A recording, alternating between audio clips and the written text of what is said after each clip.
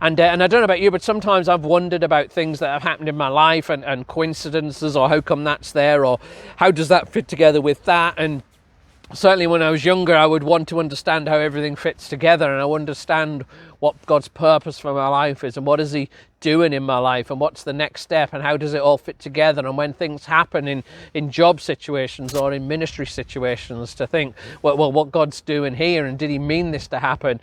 And sometimes I go around in circles and circles and get pretty confused.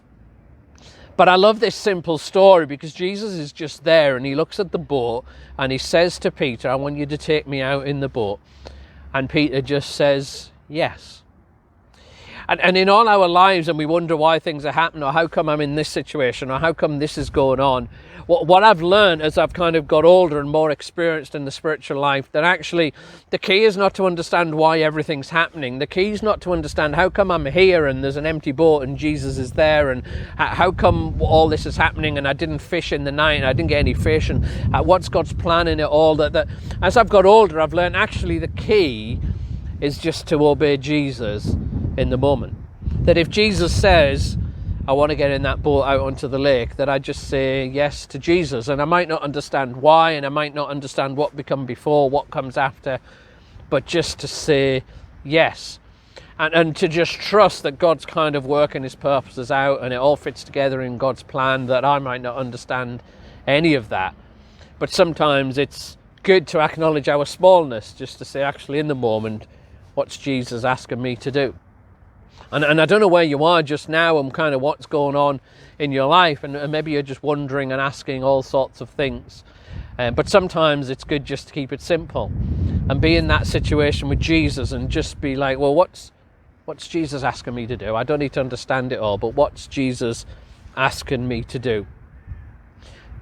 But I think probably the most significant thing is just to think for a second where the question actually happens.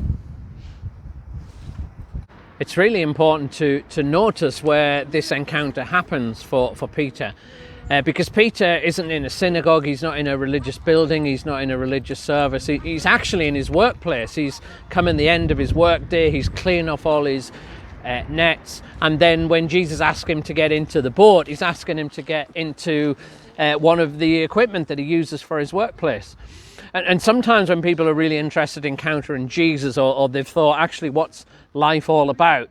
They're thinking, actually, I need to go somewhere. I need to go to kind of a special spiritual location. I need to kind of get myself all dressed up. I need to get my life sorted out.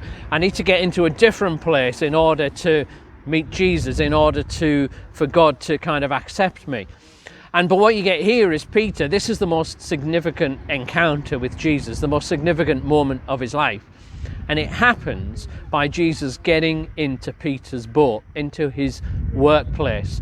And wherever you are just now, you might be in lockdown and you live in a house on your own, and you may be struggling with mental health issues. You may be in a place where you're unemployed and the job market's fallen through the floor, and you're feeling you just don't know what to do with yourself. You may be in a place where you're just overwhelmed with a job that's thrilling and exciting.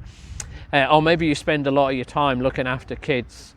Wherever you are, wherever you kind of find yourself, that's where Jesus wants to encounter you. That Jesus doesn't say, well, you need to sort yourself out, you need to kind of get your life together, you need to get into a spiritual place, a spiritual job, you need to go somewhere else. Jesus doesn't say, you've got to get yourself sorted to enter my world. What Jesus says is, actually, I'm going to come into your world. Wherever you find yourself, it's possible to encounter Jesus there. Peter encountered Jesus. His most significant encounter was in his workplace. And wherever you are, wherever you find yourself, you don't have to go somewhere else. You don't have to become someone else in order to encounter Jesus.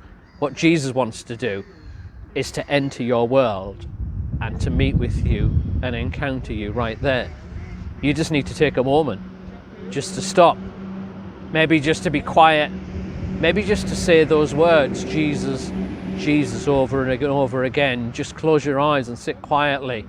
Maybe just grab a couple of moments in your day, in your workplace, wherever it might be.